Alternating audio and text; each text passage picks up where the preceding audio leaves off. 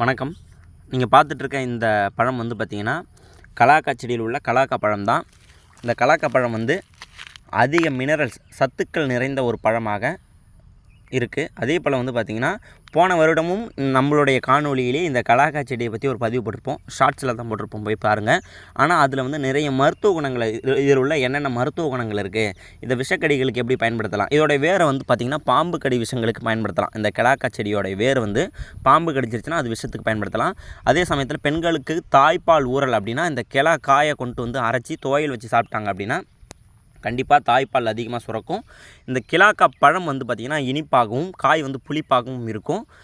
இப்போ போன வருடத்தில் வந்து நம்ம போட்ட அந்த பதிவில் வந்து காய் மட்டும்தான் இருந்துச்சு, அதனால் காய் மட்டும்தான் போட்டோம், பழம் இல்லை. இப்போ பாருங்கள் எவ்வளோ பழங்கள் இருக்குது. இது கருப்பாக இருக்கிறது எல்லாமே பழங்கள் தான். இது வந்து இயற்கையே தந்த எந்த ஒரு ரசாயன கலவையும் இல்லாத இயற்கை பழம், நேச்சுரல் பழம்.